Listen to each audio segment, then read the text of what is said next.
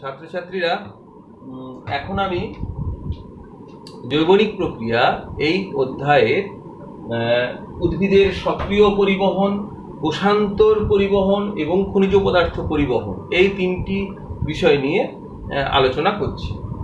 প্রথমে সক্রিয় পরিবহন নিয়ে আলোচনা করব। এর আগের পর্বে আমরা নিষ্ক্রিয় পরিবহন নিয়ে আলোচনা করেছিলাম এবং সেখানে বলেছিলাম যে শক্তির ব্যবহার ছাড়াই বেশি ঘনত্বের দিক থেকে কম ঘনত্বের দিকে অণুর পরিবহন হলো নিষ্ক্রিয় পরিবহন। সক্রিয় পরিবহনের ক্ষেত্রে ঘনত্বের নতিমাত্রার বিপরীতে, অর্থাৎ কম ঘনত্ব থেকে বেশি ঘনত্বের দিকে এবং শক্তিকে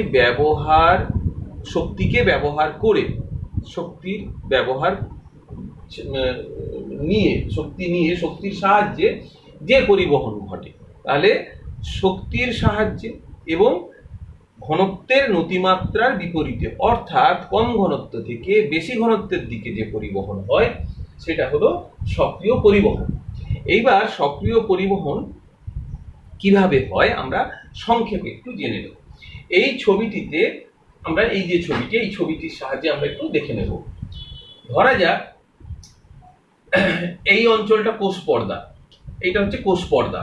তাহলে কোষের কোষ পর্দা ভেদ করে বাইরের দিক থেকে, বহিঃকোষীয় স্থান, বাইরের দিক থেকে কোনো দ্রাবক অণু সাইটোপ্লাজমে, অর্থাৎ কোষের ভেতরের দিকে সাইটোপ্লাজমে প্রবেশ করবে। তাহলে যদি সক্রিয় পরিবহন হয় তাহলে দ্রাবক অণুর ঘনত্ব বহিঃকোষীয় স্থানে কম হবে, আর সেই দ্রাবক অণুর ঘনত্ব বেশি হবে সাইটোপ্লাজমের দিকে বা ভেতরের দিকে। কম ঘনত্ব থেকে বেশি ঘনত্বের দিকে যখন দ্রাবক অণু পরিবহন হবে, কার মাধ্যমে? না কোষ পর্দার মাধ্যমে। তখন শক্তির সাহায্যে, অর্থাৎ এটিপি ব্যবহার করে, এটিপি হচ্ছে শক্তির আধার, তাহলে এটিপি ব্যবহার করে কিভাবে প্রবাহিত হয় এই দ্রাবক অণু সেটা আমি দেখাচ্ছি। কোষ পর্দার মধ্যে দিয়ে যখন দ্রাবকের পরিবহন ঘটে কোনো দ্রাবক অণু, সেক্ষেত্রে বাহক প্রোটিনের প্রয়োজন হয়। কোষ পর্দায় অবস্থিত বাহক প্রোটিন, ধরা যাক এইটি হলো একটি বাহক প্রোটিন। এই বাহক প্রোটিনের একটি নির্দিষ্ট অংশে দ্রাবক অণু যুক্ত হয়। ধরা যাক এই যে একটা খাঁজ আমি এঁকেছি, এই খাঁজটা মনে করো এই দ্রাবক অণুর যুক্ত হওয়ার স্থান। কিন্তু এই যে স্থানটা দেখো দ্রাবক অণুর সঙ্গে কি ঠিক খাপে খাপ লাগার উপযুক্ত নয়। এটা দেখছো আমি ছবিতে এঁকেছি, এটা 3 কোণা করে, এটা গোল এঁকেছি, তাহলে এখানে দ্রাবক অণু যুক্ত হতে পারবে না।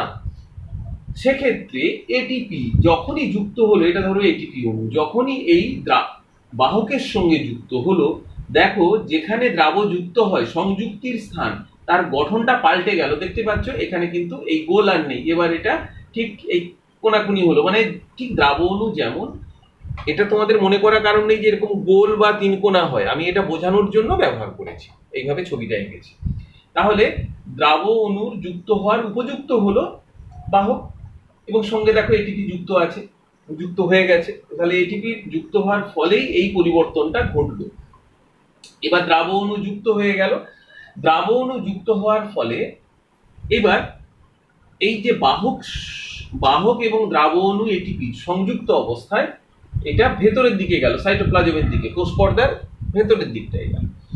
যাওয়ার পর এখানে এটিপিএস এনজাইমের কাজ হচ্ছে এটিপিকে ভেঙে দেওয়া। এটিপিএস এনজাইম কি করে? এটিপিকে ভেঙে দেয়, ফলে তৈরি হয় এডিপি আর পিআই, মানে অজৈব ফসফেট, ইনঅর্গানিক ফসফেট বা অজৈব ফসফেট। তাহলে এটিপিএস এনজাইম কি করে? এডিপি এবং অজৈব ফসফেটকে ভেঙে দেয়। ভেঙে দিলে পরে এটিপি আর যুক্ত থাকতে পারছে না। তার ফলে কি হলো, আগের যে গঠন ছিল, অর্থাৎ এই দ্রাবক অণু যুক্ত হওয়ার যে স্থান, সেই স্থানটার গঠন আগের মতো আবার হয়ে গেল। ফলে এই যে দ্রাবক অণু আর এখানে যুক্ত থাকতে পারে না, সে মুক্ত হয়ে যায় এবং সেই মুক্ত দ্রাবক অণু সাইটোপ্লাজমে প্রবেশ করে এবং তারপর সেই বাহক অণু আবার ফিরে আসে, আবার কোনো দ্রাবক অণুকে পরিবহন করার জন্য। এইভাবে এটিপির সহায়তায় কোনো বাহক প্রোটিন অণু কম ঘনত্বের দিক থেকে বেশি ঘনত্বের দিকে, অর্থাৎ ঘনত্বের নতিমাত্রার বিপরীতে বিভিন্ন দ্রাবক অণু, সেটা গ্লুকোজ অণু হতে পারে, অ্যামাইনো অ্যাসিড অণু হতে পারে, সোডিয়াম আয়ন হতে পারে, ক্লোরাইড আয়ন হতে পারে ইত্যাদি, এগুলো পরিবহন করে। তাহলে বিভিন্ন glucose, amino acid, sodium ion, chloride ion ইত্যাদি পরিবাহিত হয় এইভাবে সক্রিয় পরিবহন পদ্ধতিতে। নিশ্চয়ই তোমরা বুঝতে পেরেছো কিভাবে পরিবহন করে। একইভাবে ভেতরের দিক থেকেও বাইরের দিকে আসতে পারে সক্রিয় পরিবহন পদ্ধতিতে। যেমন আমরা একটা ক্ষেত্রে বলি sodium ion, potassium ion ATPase pump, উদাহরণ হিসেবে বলতে পারি sodium ion, potassium ion ATPase pump. সেক্ষেত্রে এই একটা পাম্পিং, যেখানে হচ্ছে বাহক প্রোটিন, এটাকে আমরা প্রোটিন পাম্প বলি, এইরকম। সেক্ষেত্রে কি হয় না, কোষের ভেতরের দিক থেকে সোডিয়াম আয়ন, 3টে সোডিয়াম আয়ন কোষের ভেতরের দিক থেকে বাইরের দিকে চলে আসে। কার দ্বারা? এই বাহক দ্বারা। একই সাথে বাইরের দিক থেকে আবার 2টো করে পটাশিয়াম আয়নকে ভেতরের দিকে নিয়ে যায়। একই সঙ্গে সোডিয়াম এবং পটাশিয়ামের পরিবহন ঘটে বাহক প্রোটিনের দ্বারা। সেটাও একটা সক্রিয় পরিবহন। একে বলে, এই পরিবহনকে বলা হয় সোডিয়াম পটাশিয়াম এটিপিএস পাম্প। সেক্ষেত্রে বাহক প্রোটিন অণু একসাথে 2টো আয়ন পরিবহন করে।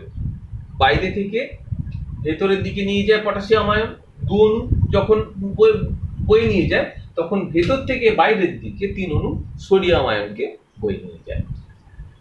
তাহলে তোমরা সক্রিয় পরিবহনটা বুঝতে পারলে নিশ্চয়ই।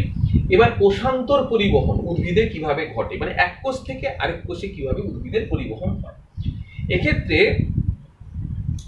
ধরে যাক আমি যে ছবিটা এঁকেছি, এটা উদ্ভিদের একেবারে বাইরের মূলের বাইরের দিক থেকে ভেতরের দিকে পরপর কত কোষের যে কি স্তর আছে সেটা এঁকে বুঝিয়েছি।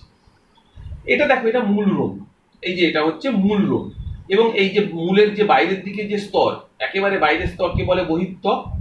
বহিঃত্বক থেকেই মূল রোম সৃষ্টি হয়, যে মূল রোম। এরপর বহিঃত্বকের ভেতরের দিকে কয়েক স্তর বিশিষ্ট বা বহু স্তর বিশিষ্ট যে অঞ্চল থাকে তাকে বলে জেনারেল কর্টেক্স বা সাধারণ বহিঃস্তর। জেনারেল কর্টেক্স, আমি শুধু কর্টেক্স লিখেছি, জেনারেল কর্টেক্স বা সাধারণ বহিঃস্তর। ধরো এখান থেকে এইগুলো হচ্ছে জেনারেল কর্টেক্স বা সাধারণ বহিঃস্তর। তার ভেতরের দিকে যে স্তর থাকে তাকে বলে অন্তঃত্বক। ধরো যাক এইটা হচ্ছে অন্তঃত্বক। তারপরে থাকে পরিচক্র বা পেরিসাইকেল স্তর, এটা হচ্ছে পরিচক্র, এই স্তরটা। তার ভিতরে জাইলেম থাকে, আর জানো জাইলেমের মধ্যে দিয়ে জল পাতায় পৌঁছায়, মূল থেকে পাতায় পৌঁছায়, তাহলে এটা হলো জাইলেম।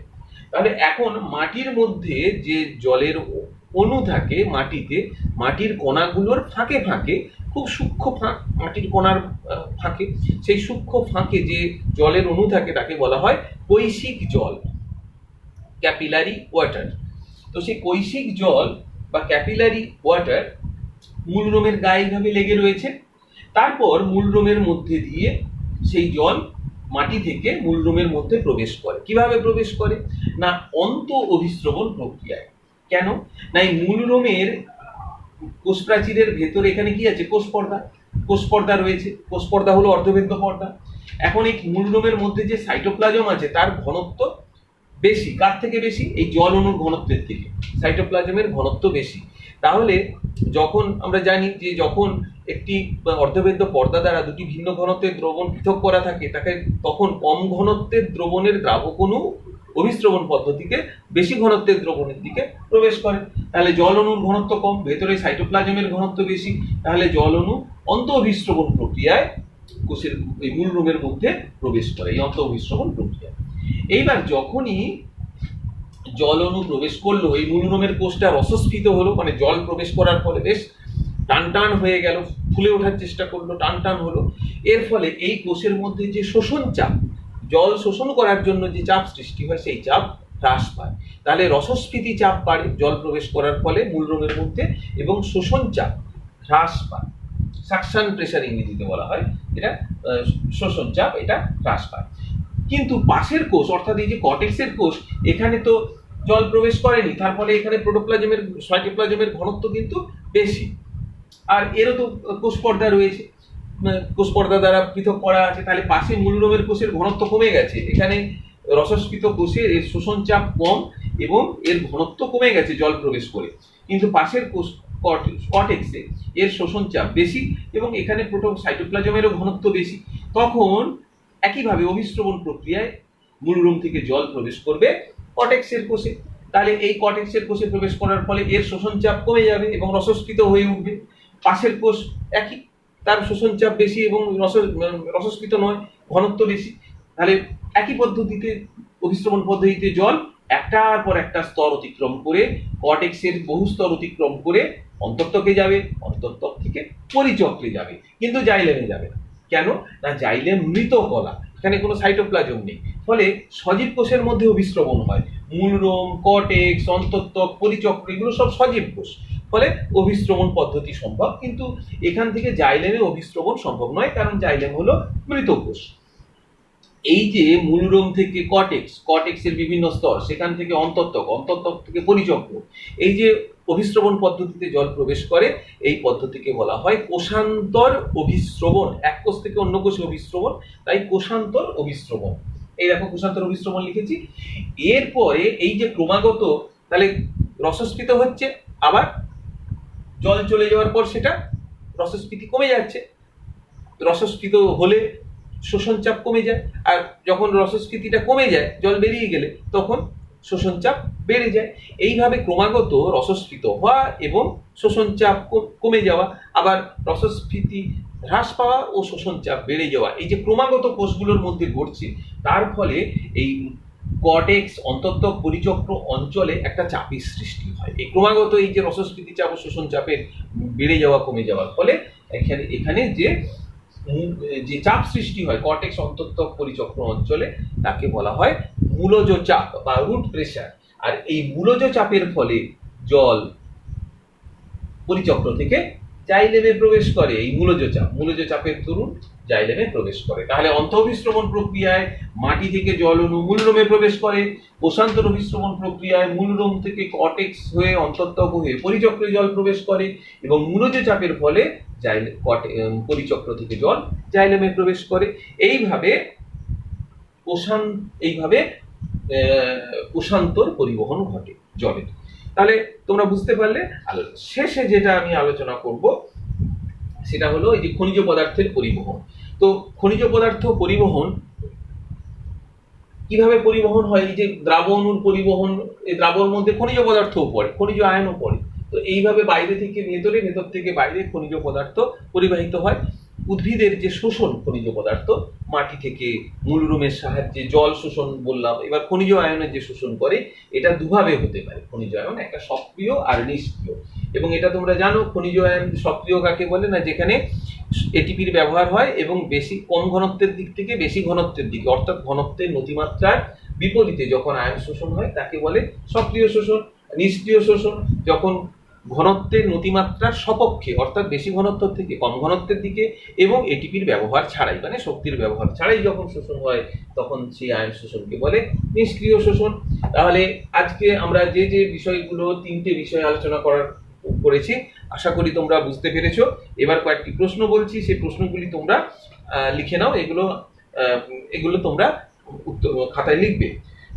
প্রথম প্রশ্ন, সক্রিয় পরিবহনের 2টি বৈশিষ্ট্য লেখো ও উদাহরণ দাও। সক্রিয় পরিবহনের 2টি বৈশিষ্ট্য লেখো ও উদাহরণ দাও। দ্বিতীয় প্রশ্ন, মাটির কৈশিক জল কিভাবে উদ্ভিদের মূলরোম দ্বারা শোষিত হয়ে জাইলেমে পৌঁছায়? মাটির কৈশিক জল কিভাবে উদ্ভিদের মূলরোম দ্বারা শোষিত হয়ে জাইলেমে পৌঁছায়? 3 নম্বর প্রশ্ন, নিষ্ক্রিয় ও সক্রিয় আয়ন শোষণের 2টি পার্থক্য লেখো নিচের বৈশিষ্ট্য অনুযায়ী। 1 নম্বর অভিমুখ, 2 নম্বর শক্তির ব্যবহার। আশা করি তোমরা বুঝতে পেরেছো এবং প্রশ্নগুলোর উত্তর তোমরা লিখে ফেলবে।